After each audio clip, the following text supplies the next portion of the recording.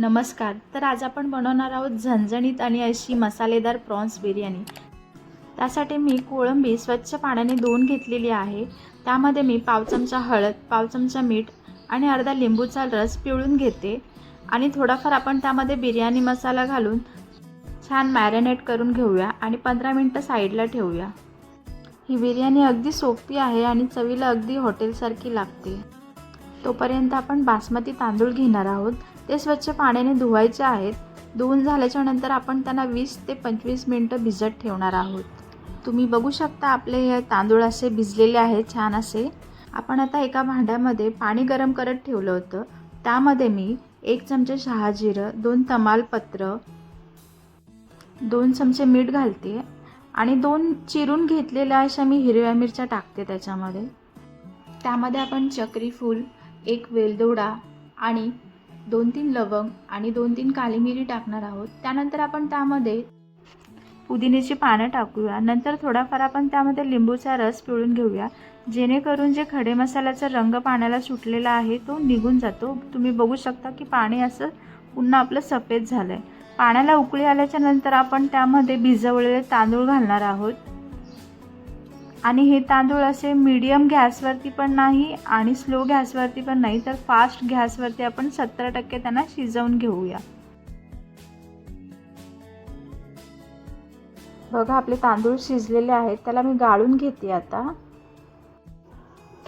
आपण कढई गरम करत ठेवली आहे गॅसवर. त्यामध्ये थोडं तेल घालून घेऊया आणि आपण वेगळा कांदा कापून घेतलेला आहे.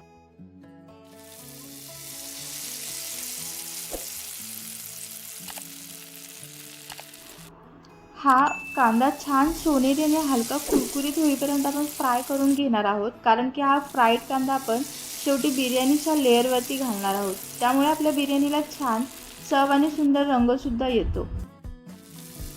तुम्ही बघू शकता कांदा आपला कसा लालसर सोनेरी रंगासारखा झालेला आहे. नंतर मी हा कांदा एका प्लेटमध्ये काढून घेते. आता आपण तूप गरम करून त्यामध्ये 1 चमचा तूप घालणार आहोत आणि 2 चमचे आपण मोठे तेल घालणार आहोत. तेल चांगलं गरम झाल्याच्या नंतर आपण त्यामध्ये 2 लवंग, 2 काली मिरी टाकायच्या आहेत. त्यानंतर आपण त्यामध्ये 1 उभी चिरलेली हिरवी मिरची घालायची आहे. त्यात मी 4 कांदे उभे चिरून घेतलेले आहेत ते टाकते. कांदा हा असा छान सोनेरी रंग येईपर्यंत मध्यम आचेवरती परतून घेणार आहोत आपण. त्यामध्ये मी 2 तमालपत्र घालते. आपण त्यामध्ये आलं, लसूण आणि कोथिंबीरची पेस्ट घालूया. नंतर मी 2 बारीक चिरलेले टोमॅटो त्यामध्ये घालते. टोमॅटो मऊ होईपर्यंत आपण त्याला शिजवून घेणार आहोत. आता त्यामध्ये मी पाव चमचा हळद, 2 चमचे लाल तिखट, 1 चमचा धनेपूड आणि 2 चमचे बिर्याणी मसाला घालते आणि थोडासा त्यामध्ये मी चिली फ्लेक्स ॲड करते. आपण आता त्यामध्ये मीठ टाकणार आहोत. मीठ हे कोळंबी मगाशी मॅरिनेट करण्याच्या वेळी टाकलं होतं, त्यामुळे आता मी थोडंसंच मीठ टाकते. मध्ये पुदिना आणि कोथिंबीर टाकणार आहोत आणि मगाशी जो तो फ्राय केलेला कांदा होता तो थोडासा यामध्ये टाकणार आहोत. हे सगळं मिक्स करून आपण त्यामध्ये मगाशी मॅरिनेट केलेली कोळंबी घालणार आहोत.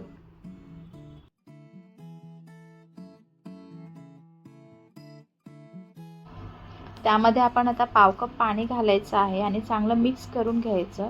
त्यावर झाकण टाकून आपण कोळंबी 5 ते 7 मिनिटं आपण शिजवून घेऊया.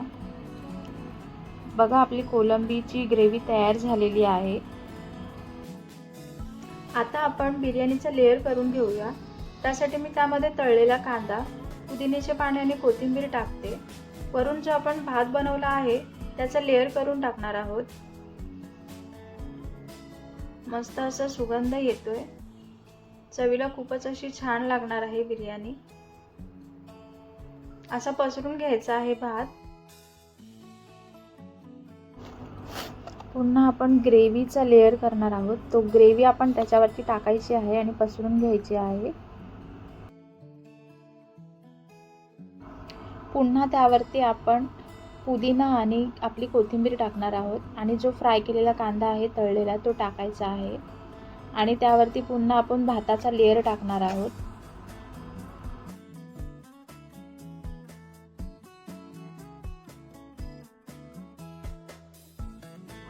आता त्यावर आपण पुन्हा तळलेला कांदा, कोथिंबीर आणि पुदिना टाकणार आहोत. केशरचं पाणी घालूया. केशर ही मी दुधात न भिजवता पाण्यामध्ये भिजवले आणि 2 चमचे तूप घालते मी त्यावरती आणि त्याला झाकण लावून तवा गरम करून ठेवलेला. त्यावरती मी 15 ते 20 मिनिटं दम देऊया. 15 मिनिटाच्या नंतर बघा आपली बिर्याणी तयार झालेली आहे. खूप सुंदर असा रंग आलेला आहे बिर्याणीला. आता आपण एका प्लेटमध्ये बिर्याणी काढून घेऊया. अप्रतिम असा रंग आलेला आहे आणि खूप छान असा सुगंध सुद्धा येतोय. चवीला खूप छान लागणार आहे.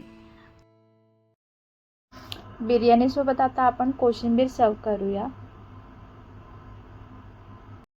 चला तर मग आपली प्रॉन्स बिर्याणी तयार झालेली आहे. तुम्हाला ही रेसिपी आवडल्यास नक्की घरी ट्राय करा आणि मला कमेंटमध्ये सांगा. थँक्यू.